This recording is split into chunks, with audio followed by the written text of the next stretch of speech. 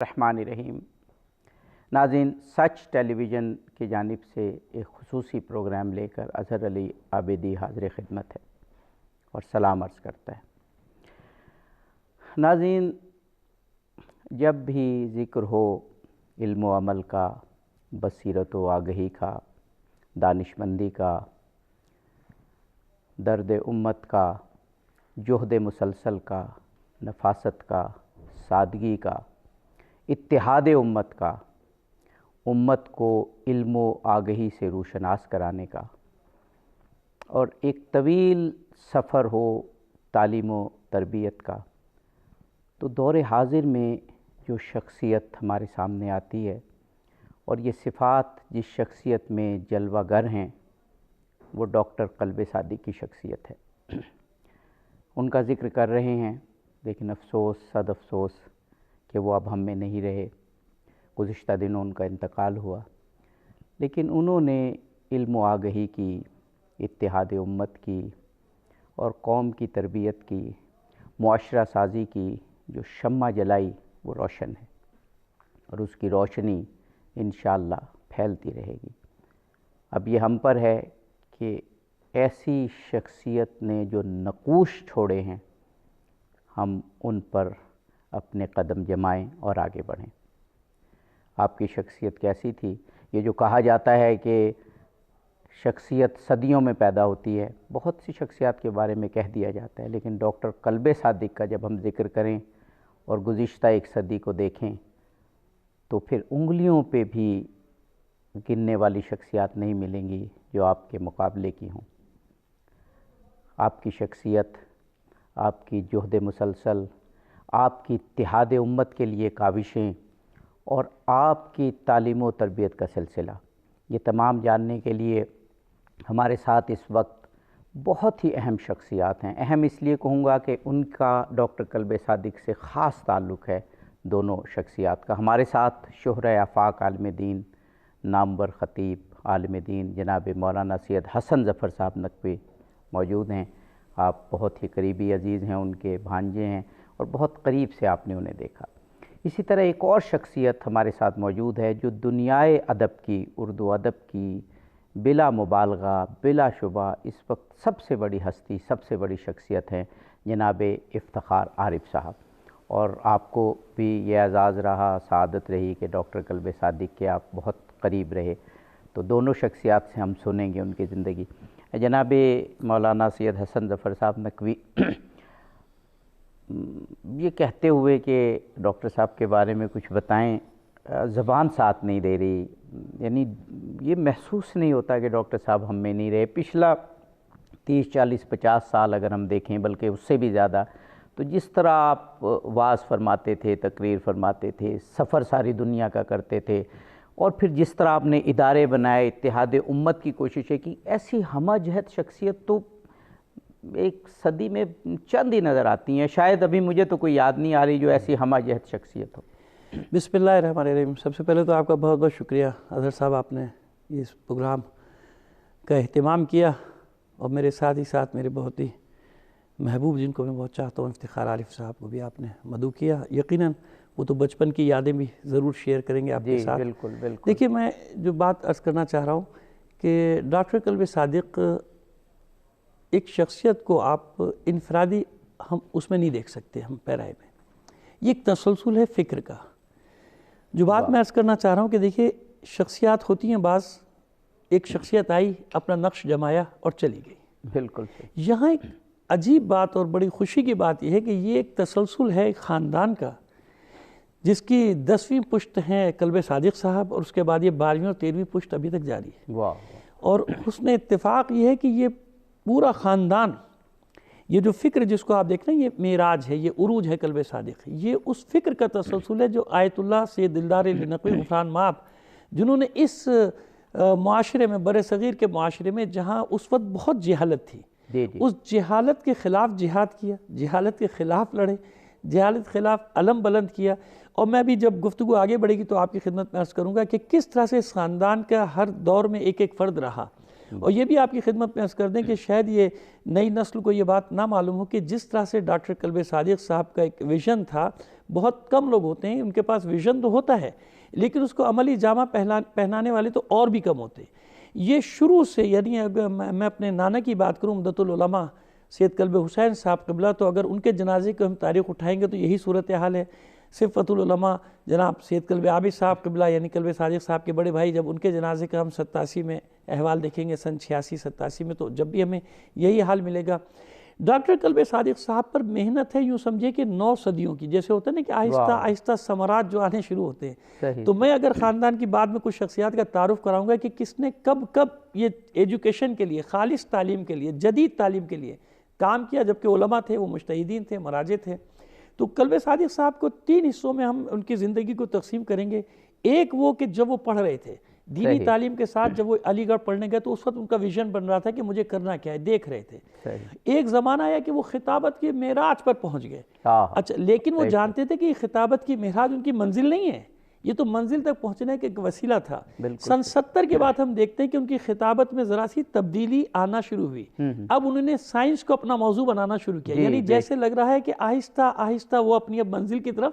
قدم بڑھانا شروع کیا۔ جب انہوں نے یہ سائنس اور موضوع کا مضمون لیا، یعنی وہاں سے انہوں نے ذہن سازی کرنی شروع کی۔ جب وہ سائنس کے موضوع کو لے کر چلے تو جناب کیونکہ خطابت میں تو اپنا لوہا منوا چکے، تو خطابت بھی ایسی کہ شاید اب ان کے بعد اس طرز کا کوئی خطیب نہ آئے گا، نہ ان سے پہلے کوئی اتنے دھیمے لہجے میں، اتنے گفتگو کے انداز میں، صاحب طرز، وہ کہتے ہیں کہ انہی پہ وہ انداز شروع ہوا اور انہی پہ ختم ہو گیا، ابھی تو ایسے ہی لگتا ہے۔ تو اب جب وہ یہ موضوعات لے کر آئے تو اس کے بعد اب وہ ایک مکتب سے نکل کے ایک آفاقی شخصیت بننا شروع ہوئے، یعنی جہاں تمام عالم اسلام کے لوگ دانشور ان کی طرف متوجہ ہونا شروع ہوئے، دیگر مذاہب کے لوگ متوجہ ہونا شروع ہوئے۔ پھر اس کے بعد 80 کے بعد ہم دیکھتے ہیں کہ اب وہ پریکٹیکل اس میں جو وہ چاہتے تھے، جو ویژن تھا، اس میدان میں انہوں نے قدم رکھا، جس پہ میں بتاؤں گا کہ انہوں نے کیا کیا کام کیے۔ اور پھر وہ 82 کے بعد سے ہم دیکھتے ہیں کہ وہ پہنچتے پہنچتے آج یہاں تک پہنچے کہ وہ ہمیشہ کے لیے مشعل راہ بھی بن گیا، ان کو حکیم امت بھی کہا جاتا ہے۔ اور اگر کوئی مبالغہ نہ سمجھے تو میں جانتا ہوں وہاں ہو کر آئے ہوں میں اس سرزمین پہ، لوگ ان کو سر سید ثانی بھی کہنا شروع ہو گئے۔ کوئی شک نہیں، جو کچھ انہوں نے علم اور تعلیم کے لیے کیا امت کی، تو واقعی سر سید ثانی انہیں یقیناً کہا گیا۔ بلکہ میں تو یہ کہوں گا، ہم نے جو کتابوں میں پڑھا کہ اس دور میں جمال الدین افغانی تھے اور وہ پوری دنیا میں اتحاد امت کے لیے اور علم کے لیے سفر کرتے تھے، تو مجھے جب وہ ڈاکٹر کلب صادق کو میں دیکھتا ہوں نارتھ امریکہ سے اور آسٹریلیا تک کے سفر، اور پھر امت کے لیے وہ اتحاد کے لیے وہ کام، تو مجھے جمال الدین افغانی یاد آتے ہیں۔ جناب افتخار عارف صاحب، آپ بھی کچھ یادیں شیئر کریں گے اور ان کی شخصیت کے بارے میں ہمیں بتائیں گے، آپ کی بھی بڑی قربت تھی ان سے۔ بے حد میں آپ کا احسان مند ہوں، اور عزیزم علامہ حسن ظفر نے جو بات کہی میں انہی سے استفادہ کروں کہ آیت اللہ العظمیٰ غفران معاف سے لے کر، جیسا کہ ابھی فرمایا گیا کہ ان کی 10ویں پشت میں تک آپ کے سامنے ہے، اور اس میں ہر زمانے میں ایک نہ ایک مجتہد، ایک سے زیادہ علماء آئے اور انہوں نے نام کمایا۔ میرا جب بچپن تھا اور کلب صادق میاں کا جو بچپن تھا، وہ ایک بالکل ایسا بچپن تھا کہ سبط حسن صاحب اللہ مقامہ کی ہمارے زمانے میں آواز گونج رہی تھی، وہ کہ ہم میں نہیں تھے، اور خاندان اجتہاد کے بزرگوں کی آوازیں گونج رہی تھیں، مگر ہم نے ان کو دیکھا نہیں تھا۔ مگر جب ہم لوگ نوعمری کا زمانہ تھا تو اس زمانے میں بھی خطابت کے بہت سے طرز تھے جو موجود تھے۔ خود امدۃ العلماء کلب حسین صاحب قبلہ اور سید العلماء حضرت علامہ سید علی نقی صاحب قبلہ اور علامہ ابن حسن نونہروی اللہ مقامہ اور نجم الحسن نصار، محسن نواب صاحب قبلہ اور ملا طاہر صاحب، یہ سب اپنے اپنے طریقے کے خطیب اور ذاکر تھے۔ اب ایسے ماحول میں انہوں نے اپنی خطابت کا گویا جو کی تشکیل ان کی ہوئی، اور جیسا کہ کہا گیا کہ مکالمے کی جو کنورسیشنل اسٹائل ہے اوریٹری کا، اس میں میں سمجھتا ہوں کہ میں نے کوئی آدمی اس طرح کا نہیں دیکھا، کوئی خطیب اور ذاکر ایسا نہیں دیکھا جیسا قلب صادق میاں تھے۔ اور مجھے جو اپنی بچپن کی یادیں، میں بھی چوک میں رہتا تھا، وہیں آل غفران آب خاندان اجتہاد جو ہے وہ بیشتر اسی علاقے میں مقیم تھا، اور ہم یعنی غفران آب کے عزاخانے میں ہمارا آنا جانا ہوتا تھا، تو ظاہر بچپن سے ہم ان سے واقف ہیں۔ اس قدر سادگی، سمجھیے اس عمر تک کوئی تبدیلی میں نے ان کے لباس میں نہیں دیکھی کسی زمانے میں۔ انتہائی سادہ لباس، انتہائی سادہ غذا، انتہائی خوش گفتار آدمی۔ میں دیکھتا ہوں کہ علماء جب اور دانشور آپس میں بیٹھتے ہیں تو 100 طرح کی باتیں کرتے ہیں، کچھ اختلافی بھی، کچھ نزاعی بھی۔ کبھی میں نے قلب صادق میاں کو کسی اختلافی مسئلے میں الجھتے نہیں دیکھا۔ ایک اور بات کہ جو میرے زمانے کا جو لکھنؤ تھا، اس میں ابھی گویا وہ جو ایک یہ جو آپ یہاں ایک خاص جماعت کے حوالے سے گویا تعصبانہ بیانات وغیرہ دیکھتے ہیں، اس کی بنیاد میں ان لوگوں کا ذکر آتا ہے جو لکھنؤ میں رہتے تھے۔ اچھا، ظاہر ہے کہ اس فضا میں انہوں نے اپنی گویا خطابت شروع کی، مگر کبھی انہوں نے ممبر سے گفتگو میں کبھی کوئی اختلافی بات نہیں کی، اور ہمیشہ سے ابھی آپ دیکھیے کہ یہ بظاہر آپ کو یہ ایک جیسے لگتا ہے کہ جیسے کوئی ایسے مظاہرہ کیا جا رہا ہے، ایسا نہیں ہے۔ اس معاشرے میں انہوں نے شیعہ سنی اتحاد کی بات کی، اور مسلسل آپ نے دیکھا کہ کتنے اجتماعات ایسے ہوتے تھے اتحاد کے کہ جہاں قلب صادق میاں جو تھے وہ گویا نماز کی امامت فرماتے تھے، اور سب کے لیے قابل قبول تھے، چاہے وہ ندوہ ہو، چاہے وہ فرنگی محل ہو، چاہے وہ دیوبند ہو۔ تمام علماء ان کا سواد اعظم کا ان کا گویا احترام کرتے تھے۔ اور خاندان اجتہاد کبھی کسی اختلافی مسئلے میں، مسلکی اختلافی مسئلے میں نہیں پڑا۔ پھر بعد میں ہندو مسلم اتحاد کے لیے بھی انہوں نے بہت کام کیا، بالکل بہت کام کیا۔ اور یہ آپ یہ دیکھیے کہ انہوں نے اس چیز کو، اتحاد امت کو، اتحاد انسانیت کو اور علم و آگہی کو آگے بڑھانے کو اپنی زندگی کا مشن بنایا۔ اور مولانا صاحب، یہ افتخار عارف صاحب نے کتنی صحیح بات کی، کیونکہ وہ جب پاکستان تشریف لاتے تھے تو مجھے بھی سعادت ہوتی تھی کہ ان کی میزبانی کی جائے اور ان کے قریب رہا جائے اور وہ ارینجمنٹس کی جائیں ان کی خطابت کی۔ تو افتخار عارف صاحب نے بہت ایک صحیح بات کی ہے، جس کا میں خود بھی گواہ ہوں، کہ ایسا نہیں تھا کہ ممبر پہ وہ کچھ کہہ رہے ہیں اور نجی محفل میں کچھ کہہ رہے ہیں، کھانے کی ٹیبل پہ کچھ کہہ رہے ہیں۔ یہ جو 3 چیزیں ان کے ساتھ، اتحاد امت، اتحاد انسانیت اور علم و آگہی، یہ تینوں مشن تھے ان کے، اور اس میں وہ ہمیشہ جہد مسلسل۔ دیکھیے، میں نے آپ سے عرض کیا تھا کہ میں شروع میں تو تمہیدی گفتگو کی تھی کہ تفصیل میں جاؤں گا تو معلوم ہوگا دنیا کو کہ یہ اللہ کا فضل و کرم ہے اس خاندان پہ، کہ یہ تسلسل ہے اسی فکر کا۔ اب میں آپ کو بتاؤں کہ سید ابراہیم، آیت اللہ سید ابراہیم مرجع تقلید تھے اپنے زمانے کے۔ جب یہ غدر جس کو ہم کہتے ہیں نا، جب انقلاب یعنی بغاوت ہوئی تھی انگریزوں کے خلاف 1857، تو اس وقت ان کی مرجعیت کا زمانہ تھا اودھ میں، پورے ہندوستان میں ہی، لیکن اودھ مرکز تھا یعنی لکھنؤ۔ تو سید ابراہیم صاحب کا میں آپ کو ایک واقعہ بتاتا ہوں تو آپ کو اندازہ ہوگا کہ یہ سید قلب صادق اسی کا ثمر ہیں۔ ثمرات میں سے ایک ثمر ہے قلب صادق، اپنے اجداد کی دعاؤں کا ثمر، محنتوں کا ثمر۔ تو سید ابراہیم اس وقت جب انگریزوں نے قبضہ کر لیا، لڑائی ہوئی کافی لمبی، 3 جون سے تقریباً 3 جون 1857 سے اور کوئی 10 مارچ 1858 تک یہ لڑائی تھی۔ اودھ میں بہت بڑی لڑائی، وہ ایک الگ باب ہے تاریخ کا، کبھی بیان کریں گے، بہت بڑا باب تھا۔ تو خیر، جب وہ ختم ہو گیا، فال ہو گیا اودھ کا، تو انہی نے 2 بڑے مرکز تھے، ایک تشیع کا، ایک تسنن کا۔ تسنن کی ایک بہت بڑی، افتخار بھائی جانتے ہیں کہ ٹیلے والی مسجد کے نام سے مشہور ہے، نام تو اس کا کچھ اور ہے، پیر علی محمد یا محمد علی شاہ مسجد، لیکن وہ ٹیلے والی مسجد کے نام سے مشہور ہے لکھنؤ میں۔ اس میں انہوں نے، انگریزوں نے عدالت لگائی، کورٹ، اور جو اس کے سامنے بالکل آصفی امام باڑہ، جو تاریخی امام باڑہ ہے جس میں مسجد بھی ہے، اس میں انہوں نے اپنی چھاونی بنا لی۔ اب یہ مسلمانوں کے لیے بہت ہی اذیت ناک مرحلہ تھا، کہ ان کی سب سے بڑی مسجد جو اہل تسنن کی ہے وہ بھی ان کے قبضے میں، انہوں نے اپنا کورٹ کچہری لگا لی۔ اور یہاں پہ سید ابراہیم وہ شخص تھے کہ جنہوں نے اس کے خلاف آواز بلند کی اور ان کو پیغام بھیجا کہ اچھا اب یہ جو میں آپ کو بات بتائیں ہم ایک وقفہ لینا ہے،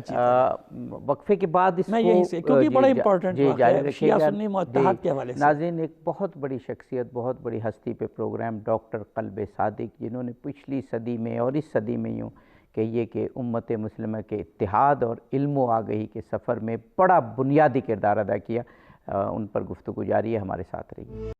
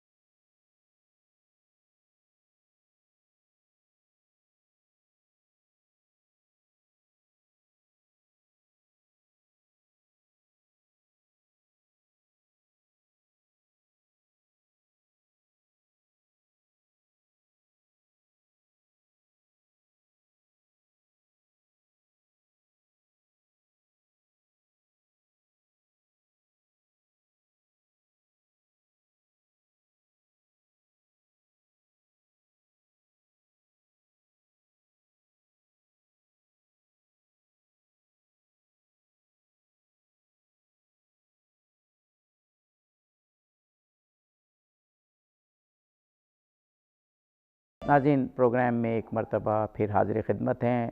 اس صدی کی نابغہ روزگار شخصیت جناب ڈاکٹر قلب صادق پر گفتگو ہے۔ جس طرح انہوں نے اپنی زندگی وقف کر دی اتحاد امت کے لیے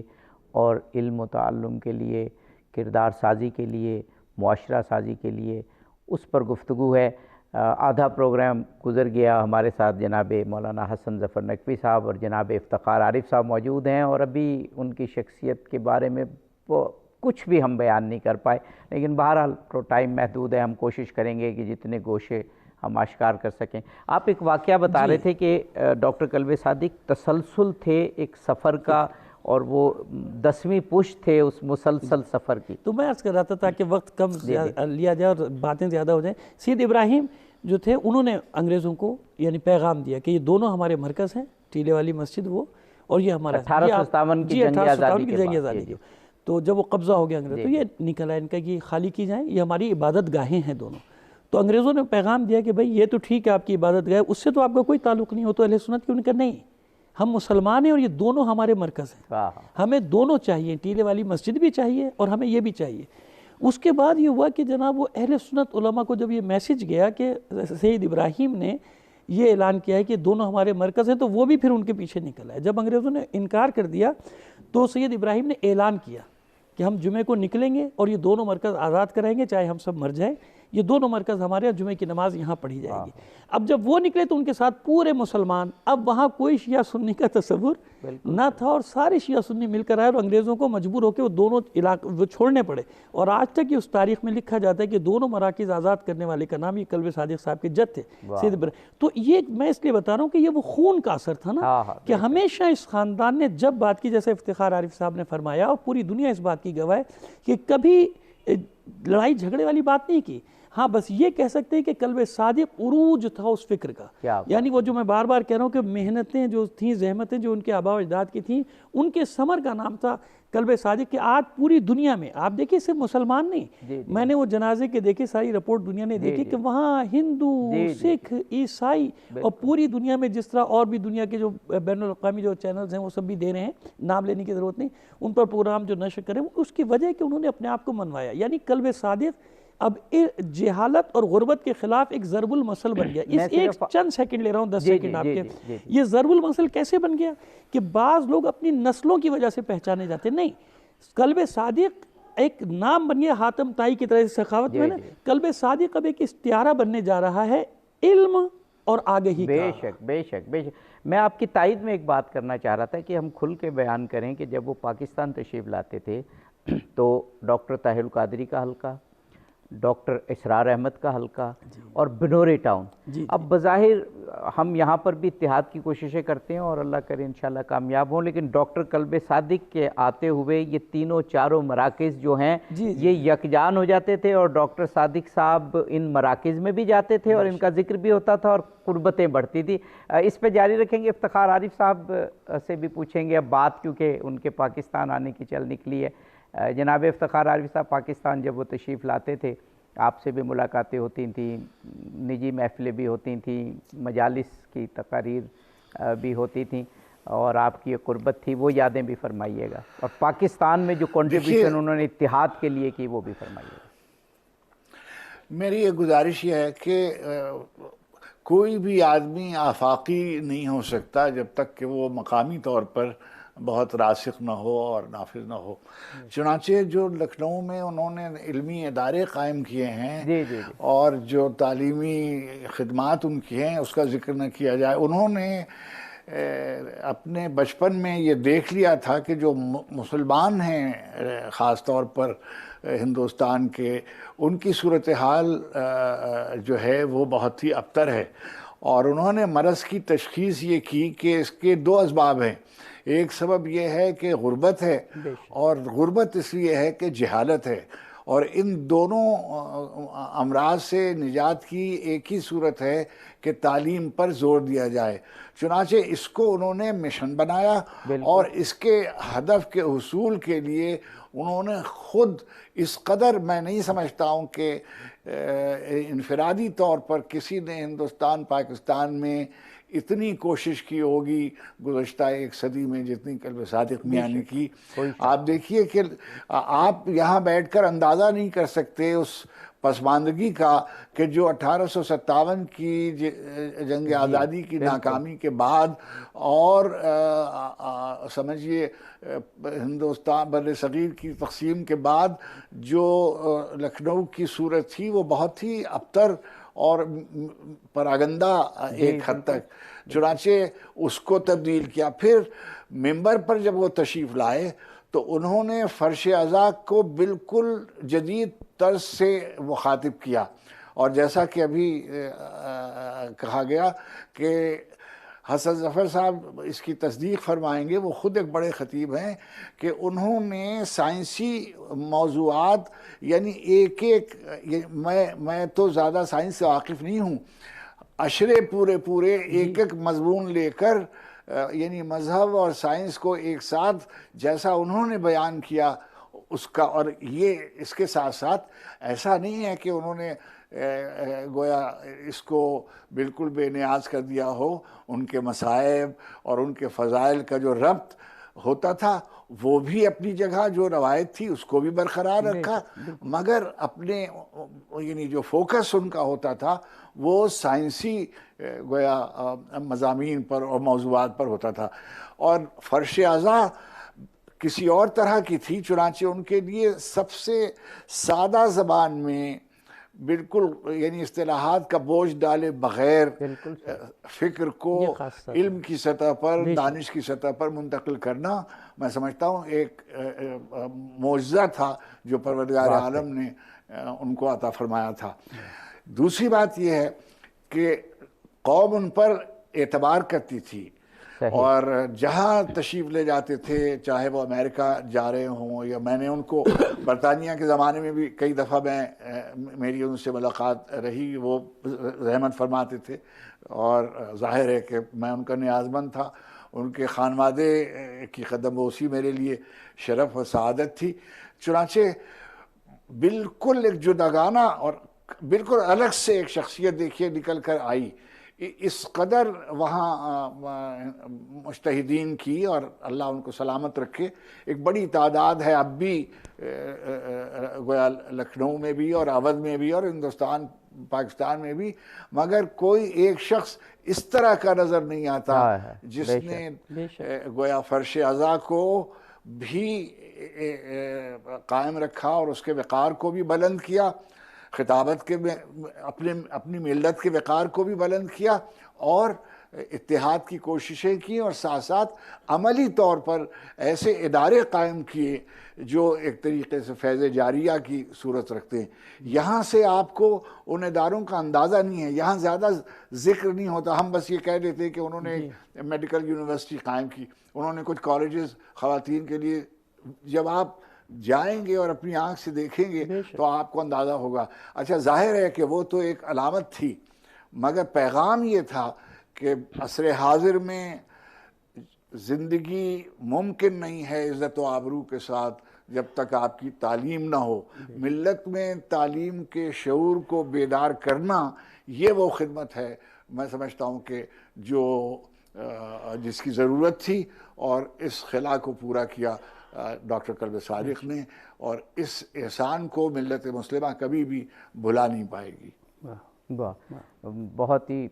خوبصورت انداز میں جناب مولانا افتخار عارف صاحب نے ذکر کیا۔ ہمیں ایک بریک لینا ہے، بریک کے بعد انشاءاللہ واپس آتے ہیں، پھر آپ سے گفتگو جاری رکھتے ہیں۔ ڈاکٹر قلب صادق پر یہ خوبصورت پروگرام ہے، انہیں خوبصورت خراج تحسین ہے، اور ان کے دو قریبی ساتھی بہت ہی ایفیکٹو انداز میں ان کے بارے میں ہمیں بتا رہے ہیں کہ ہم بھی ان کے نقش پا پہ چلیں۔ ہمارے ساتھ رہیے، جلدی واپس آتے ہیں۔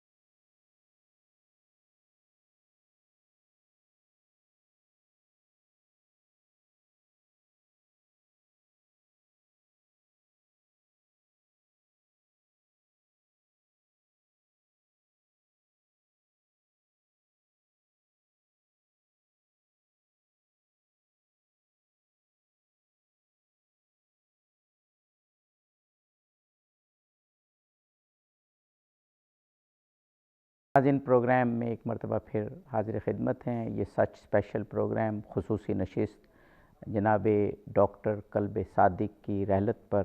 انہیں یہ خراج تحسین بھی ہے، اور پھر امت مسلمہ کو ایک یاد دہانی بھی ہے کہ ایک بہت بڑی شخصیت ہم سے جدا ہو گئی، رخصت ہو گئی، لیکن ان کے کام زندہ ہیں اور ان کا راستہ بھی زندہ ہے۔ جناب مولانا سید حسن ظفر صاحب قبلہ بھی وہ چلے گئے، لیکن ان کا راستہ تو زندہ ہے نا، وہ روش تو زندہ ہے، اس پہ تو ہمیں چلنا ہے۔ ہمیں ان کا ابھی جیسے جناب افتخار عارف صاحب فرما رہے تھے، جو علم و عمل،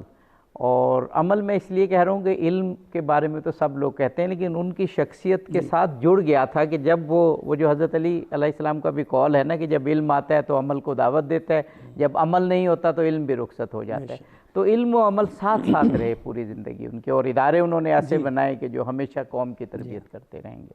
میں آپ کی خدمت میں عرض کرتا ہوں، لیکن پہلے ایک دیکھنے والوں کے لیے ایک وضاحت کر دوں۔ ہمارے افتخار بھائی نے کہا کہ میں وہاں چوک پہ رہتا تھا۔ اب یہ خاص زبان ہے لکھنؤ کی اور خاص اصطلاح ہے، لوگ یہی سمجھیں گے کہ پتہ نہیں افتخار عارف صاحب لکھنؤ میں چوک پہ رہتے تھے۔ اصل میں چوک محلے کا نام ہے، پورے علاقے کا نام ہے، اس لیے میں نے وضاحت کر دی۔ میں سن رہا تھا، مجھے تو بہت مزہ آیا، میرے کانوں کو تو بہت اچھا لگا یہ چوک کا لفظ چوک، لیکن جب یہ سنیں گے لوگ کہ میں چوک پہ رہتا تھا تو وہ سمجھیں گے کہ شاید افتخار بھائی چوک پہ، لیکن وہ تو مرکز تھا، مرکز تھا، اصل میں چوک تھا، محلے کا نام تھا۔ اب میں آپ کی خدمت میں عرض کروں، دیکھیے جیسے ابھی آپ نے فرمایا، مولا عارفان کا جو قول یعنی خلاصہ جو ہے اس کی عملی تصویر تھی قلب صادق صاحب. یہ میں صرف زبانی بات نہیں، ابھی میں آپ کو بتاتا ہوں کیا. یعنی مولا کی نظر میں غریب غریب ہوتا ہے، صحیح. اس کا کوئی مذہب نہیں ہوتا. دیکھیے رات کو جب آپ مدینے سے باہر مدد کرنے جاتے تھے نا، چہرے پہ نقاب ڈال کے اور پشت پہ گندم لاتے، کن کی مدد کرتے تھے؟ مدینے سے باہر رہنے کا مطلب یہ تھا کہ ان میں اکثریت جو تھی وہ غیر مسلموں کی تھی جو مدینے کے باہر رہتی، مگر غریب تھے. تو بھوکا بھوکا ہوتا ہے، بھوکے کا کوئی مذہب نہ دیکھو. یعنی ایک تو یہ تھا کہ مدد کرتے وقت کسی سے اس کا مذہب نہ پوچھو. یہ ایک بڑا المیہ ہے ہمارے یہاں کہ لوگ اپنی کمیونٹی کے غریب کو غریب سمجھتے ہیں. اچھی بات ہے، صلہ رحمی بہت اچھی بات ہے، لیکن غریب کو غریب کی نظر سے دیکھو. تو ان کا جو ٹرسٹ تھا، یہ میں عینی شاہد ہوں، ان کے ٹرسٹ سے جو مدد ہوتی تھی صرف وہ کسی مکتب کی نہیں، شیعہ سنی کی نہیں، بلکہ وہ اس سے آگے بڑھ کر چاہے وہ غیر مسلم ہیں ان کی مدد کرنے میں پیش تھے. شاید کوئی میری بات سے اتفاق نہ کرے تو میں اس کو دلیل دینا چاہتا ہوں کہ وہ جا کے دیکھے جو ان کے کالجز ہیں یونٹی، کیونکہ میں خود بھی گیا تھا نا.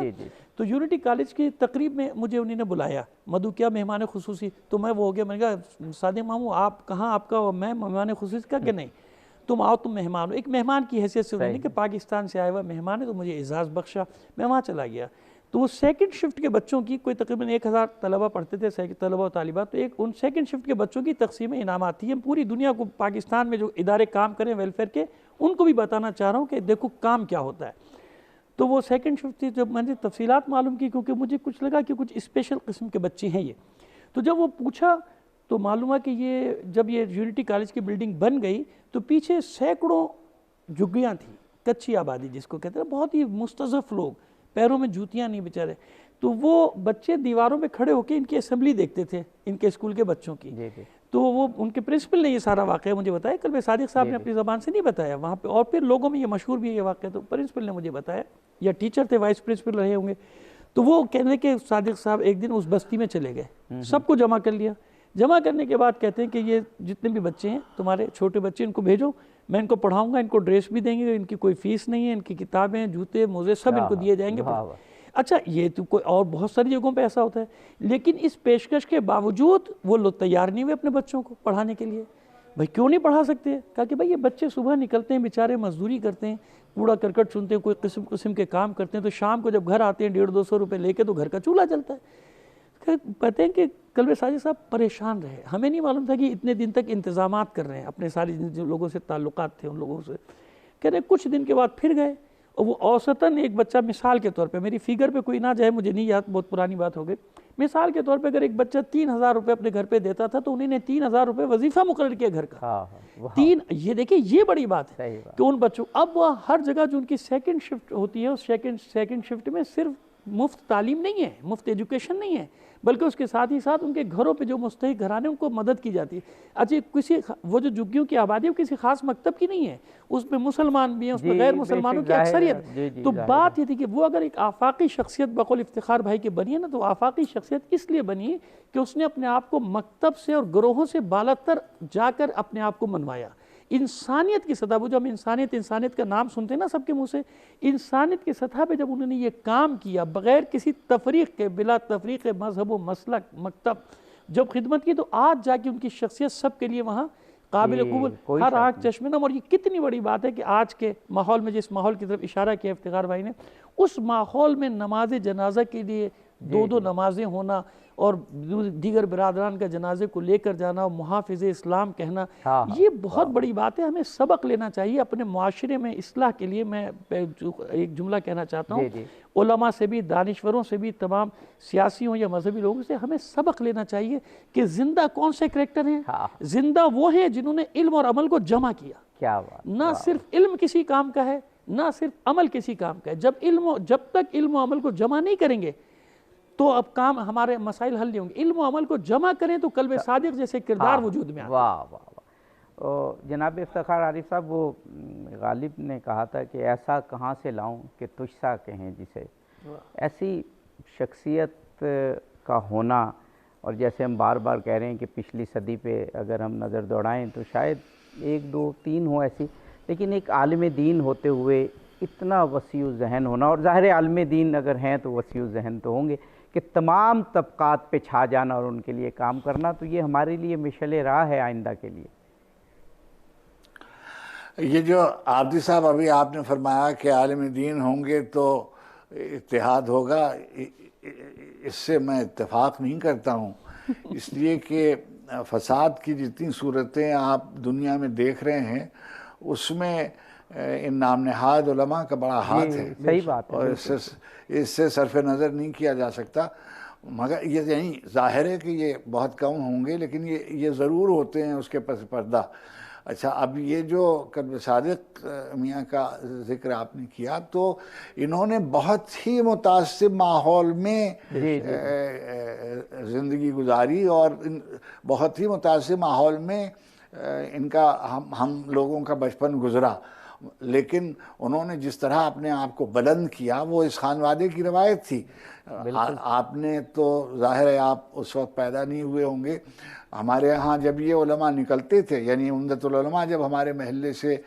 کبھی پیدل اپنے دولت قدے سے غفران آپ کے عزاخانے میں جاتے تھے، تو درویا ہندو مسلمان ہر مسلک و مذہب کے کھڑے ہو کے، اور جو ہندو تھے وہ ان کے قدموں کو ہاتھ لگاتے تھے، اور جو مسلمان تھے وہ جسے کہتے ہیں ہاتھ جوڑ کے آداب گزارتے تھے۔ تو اس خانوادے میں منزلت علم کی اور ان کی گویا سادگی کی، ان کی فضیلت جو علمی تھی اور جو وجاہت تھی دینی، اور جو زندگی تھی جس طرح کی مثالی زندگی، پاکیزہ زندگی گزاری انہوں نے۔ اور دیکھیے ہمارے ہاں طرح طرح کی باتیں ذرا سی دیر میں مشہور ہو جاتی ہیں علماء کی نسبت سے اور حوالے سے،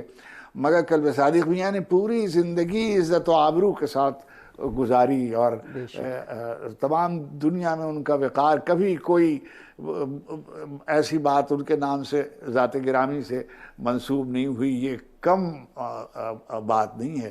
بلا شبہ وہ ایک مثالیہ کردار رہے۔ ہم نے سنا ہے، اور ابھی جیسے حسن ظفر میاں نے فرمایا کہ اس خانوادے کے جو لوگ تھے میں نے ان کو دیکھا ہے، ان کے گھر کی سادگی دیکھی ہے، ان کے بزرگوں کی سادگی، کلب عابد بھائی کو دیکھا ہے، کوئی آواز کبھی اونچی میں نے نہیں دیکھی، یعنی ان کے خاندان میں نیچی نظر، سر جھکا کے چلنا، لوگوں سے ملنا، اور وجاہت علمی اپنی جگہ، مگر کسی آدمی میں آپ نے کوئی تکبر اور کسی طرح کی نخوت، یہ جو زہد کی اور عبادت کی نخوت ہے یہ بدترین نخوت ہے، مگر وہ ان کے گھرانے کے پاس سے نہیں گزری۔ اور اللہ کا شکر ہے کہ خود آپ دیکھیے یہاں حسن ظفر میاں موجود ہیں، آپ اپنے علماء میں کو دیکھیے اور ان کو دیکھیے تو آپ کو اندازہ ہو جائے گا، وہاں کلب صادق جس وقار کے ساتھ، جس گویا عزت کے ساتھ تشریف لاتے تھے، مجمع مجبور ہو جاتا تھا ان کے احترام کے لیے، جس راستے سے گزرتے تھے لوگ ان کی تعظیم کو اٹھتے تھے، اور یہ اللہ کی طرف سے ہوتا ہے۔ پروردگار عالم نے ان کو ایک کام کے لیے منتخب کیا، ایک خانوادہ جس میں وہ پیدا ہوئے اس کی روایت کو برقرار رکھا، اور اس علمی روایت میں وسعت دی، اور ایسی وسعت دی کہ جو آنے والے زمانے تک یادگار رہے گی۔ جی واہ، بے شک جناب مولانا حسن ظفر صاحب نقوی، ایک پروگرام میں وقت بہت کم رہ گیا، 2-3 منٹ ہیں، ایک تشنگی تھی جو دور کر دی افتخار عارف صاحب نے، لیکن میں آپ سے بھی چاہ رہا ہوں کہ وہ ہم نے ان کے بڑے کام تو کاؤنٹ کیے، ادارے بنانا، علم کے لیے کام کرنا، سفر کرنا، اتحاد امت کے لیے کام کرنا، غریبوں کے لیے کام کرنا، لیکن ایک چیز جو رہ گئی تھی جس کو افتخار عارف صاحب نے بہت اچھا بیان کیا، کہ وہ جو ایک صفات ان کی شخصیت میں تھی نا، جو شخصی خصائل تھے، اوصاف تھے، وہ کمال کے تھے، اور ایک اتنے بڑے عالم ہوتے ہوئے جو میں خود جن چیزوں کا گواہ ہوں کہ سادگی، نفاست، پابندی وقت، اس کو تو کوئی کاؤنٹ ہی نہیں کرتا نا، پابندی وقت کو تو، حالانکہ قوموں کی ترقی میں یہ بڑا بنیادی عنصر ہے، اور جہاں پابندی وقت نہیں وہاں ترقی نہیں۔ آپ کا وقت پر اٹھنا، وقت پر ممبر پر بیٹھنا، وقت پر اترنا، اس کے بعد سچائی، سادگی، کھانے میں بہت سادگی جو میں نے دیکھا، یہ ذرا صفات ہمیں بتائیے گا آخری 2-3 منٹ۔ بات یہ کہ بڑا آدمی وہ نہیں ہوتا جو بڑی بڑی باتیں کرے، صحیح، بڑا آدمی وہ ہوتا ہے جو چھوٹی چھوٹی باتوں کو سمجھے۔ اب میں آپ کو گھر کی باتیں بتانا چاہتا ہوں کلب صادق صاحب کی، کہ بچوں میں جب وہ بیٹھتے ہیں نا، بیٹھتے تھے. اور یہ پورا دنیا جانتی ہے, جہاں بھی, یہ نہیں کہ اپنے خاندان میں کہیں جیسے وہ مہمان جاتے تھے تو بچوں کے ساتھ ان کا ایک خاص رویہ ہوتا تھا, ایسا رویہ کہ بچے ان کی گرویدہ ہو جاتے تھے. بالکل. میں گواہ ہوں کہ جب وہ بچے, میرے بچے گئے ہیں, جب لکھنؤ گیا ہوں میں, تو انہیں نے بچوں کو وہ میرے ایسے اہمیت دے رہے تھے جیسے وہ بہت بڑے اور بہت دانشور, بہت انٹلیکچوئل. میں حیران ہوا, میں نے کہا صادق ماما یہ کیوں آپ اتنا ان کے, نہیں تمہیں نہیں معلوم. ان بچوں کے ذہن میں جب تک ابھی سے یہ بات نہیں بٹھائی جائے گی کہ ان کی شخصیت, یعنی ان کی شخصیت کو مجروح نہیں کرو, وہ شخصیتوں کو بناتے تھے. تو ان کو ساتھ لے کے جاتے تھے, یونٹی کالج, اپنے کالج لے کے جا رہے ہیں, اسکول لے کے جا رہے ہیں, جگہ جگہ لے کے جا رہے ہیں. اور پھر جب گھر والوں کے درمیان میں بیٹھتے تھے, جو بھی افتخار بھائی نے بات کی, پہلے تو میں دیکھیے ان کا اپنے پورے خاندان کی طرف سے میں شکریہ ادا کرنا چاہتا ہوں کہ انہوں نے جو الفاظ استعمال کیے. دوسری بات ہے کہ میں اس قابل نہیں ہوں, میں جانتا ہوں کہ میں تو بہت ہی ناچیز اور بہت ہی گناہ گار قسم کا انسان ہوں, لیکن حل جزاء الاحسان الا الاحسان, جو گفتگو افتخار بھائی نے کی ہے, میرا پورا خاندان اس پہ ہمیشہ ان کا شکر گزار رہے گا, اور یہ ان کی محبت ہے. اور میرے لیے جو لفظ استعمال کیے, میں تو اس کے قابل ہوں نہیں, یہ صرف ان کی محبت ہے, لفظ استعمال کیے, الفاظ استعمال کیے. لیکن میں آپ سے عرض کر رہا تھا کہ چاہے وہ پاکستان آ جائیں, چاہے وہ ہندوستان رہیں, جو وقت کی پابندی کا تو آپ جانتے ہیں, وقت کی پابندی کا ان کے عالم یہ تھا کہ ایک صاحب نے ان کو 10 بجے کا وقت دیا مجلس کا, وہ 10 بجے پہنچے تو وہ صاحب بھی بازار گئے ہوئے تھے, کوئی تھا ہی نہیں. تو انہوں نے گھر میں 2 بچے بیٹھے تھے, ان کو بٹھایا, مجلس پڑھی, اور جب تک وہ تبرک لے کر آئے تو یہ جا چکے تھے کہ میرا وقت ہو گیا, 10 بجے سے 11 بجے تک میں نے تقریر کر لی, تمہارے بچوں کو بٹھا. یہ یعنی لوگوں کو سکھاتے تھے, جب گھر میں بھی بیٹھتے تھے بچوں کے ساتھ, اپنے بچوں کے ساتھ. جب آپ دیکھیں لوگوں کو نہیں معلوم, لوگ نامعلوم کیا سمجھتے ہوں گے. وہ جو میں بات کر رہا تھا نا علم اور عمل کی یکسوئی, افتخار بھائی نے وہ گھر دیکھا ہے, ان کے گھر تک کار تو دور کی بات ہے, رکشہ بھی نہیں جا سکتا. وہ اتنا گلیوں میں گھس کے اندر, جس کو لوگ دولت قدہ کہتے ہیں, جی اس وقت دولت قدہ کہتے ہیں, شریعت قدہ کہتے ہیں, وہ 250 سال پرانا گھر ہے, جس کے 150 گز کے حصے میں, گھر تو بڑا ہے کیونکہ سب میں تقسیم ہوا اولادوں میں, تو 150 گز کا جو ان کا حصہ ہے اس کو انہوں نے رینوویٹ ضرور کیا ہے, ظاہر ہے آج کے مطابق ضروریات کے, لیکن وہ 150 گز کا گھر ہے, وہاں گاڑی نہیں جا سکتی. وہ مین روڈ سے پھر پیدل تقریباً کوئی 400-500 گز پیدل, وہ گلی ہوتے ہوتے بہت باریک گلی ہو جاتی ہے جہاں ان کو جانا پڑتا. تو مجھے یہ بتائیے کہ آج کے دور میں کیا ان کے لیے مشکل تھا ایک اچھی سی سوسائٹی میں جا کے اور ایک بڑا سا گھر بنا لینا؟ نہیں, اپنے بچوں کے ساتھ آخر وقت اسی گھر سے ان کا جنازہ اٹھا. خیر وہ تو ہاسپٹل میں انتقال ہوا, لیکن میں عرض کر رہا ہوں کہ یہ بہت کم لوگوں میں ہوتا ہے کہ پوری زندگی اس طرح سے گزارتے ہیں کہ کہیں کوئی زندگی میں جھول نہیں ہو, کسی قسم کا جھول نہیں. جی میں اب ظاہر ہے کہ گفتگو ختم کرنے کو جی تو نہیں چاہ رہا, بہت ساری باتیں کہنا باقی ہیں, لیکن پھر بھی جناب مولانا سید حسن ظفر صاحب نقوی آپ نے اور جناب افتخار عارف صاحب آپ نے بہت ہی دلنشیں انداز میں ایک ایسی حسین خوبصورت شخصیت کے بارے میں کہ جن کا کردار بھی خوبصورت تھا, عمل بھی خوبصورت تھا, جو علمی لحاظ سے ایک بہت بڑی شخصیت تھے, لیکن عمل اور جد و جہد کے لحاظ سے اس سے بھی بڑی شخصیت تھے. آپ نے بہت خوبصورت انداز میں گفتگو کی. دونوں ہستیوں کا, دونوں شخصیات کا بہت شکر گزار ہوں. ناظرین, ڈاکٹر قلب صادق رخصت ہو گئے,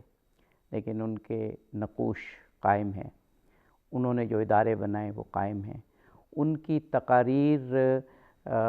صوتی صورت میں بھی اور پرنٹ کی صورت میں بھی موجود ہیں. ان کے اداروں سے بھی استفادہ کیا جائے, ان کی تقاریر سنی جائیں. میں کہتا ہوں اگلے بہت سے برسوں کے لیے اور ہدایت حاصل کرنے کے لیے وہ تقاریر بہت کافی ہیں, بہت ضروری ہیں, اور ان کی مجالس پڑھی بھی جا سکتی ہیں. ان سے ہمارا تعلق قائم رہے گا. اقبال نے اپنی ایک نظم, غالباً اس کا عنوان بانگ درا میں, فلسفہ غم, اس میں بڑے خوبصورت انداز میں یہ موت و حیات کا تعلق بیان کیا ہے کہ کیسے ہم مرنے والوں سے تعلق قائم رکھ سکتے ہیں. انہی 2 شعر پر میں اشعار پر گفتگو کو تمام کروں گا کہ اقبال کہتے ہیں کہ مرنے والے مرتے ہیں لیکن فنا ہوتے نہیں, یہ حقیقت میں کبھی ہم سے جدا ہوتے نہیں. مرنے والوں کی جبیں روشن ہے اس ظلمات میں, جس طرح تارے چمکتے ہیں اندھیری رات میں. اظہر علی عابدی کو اجازت دیجیے. فی امان.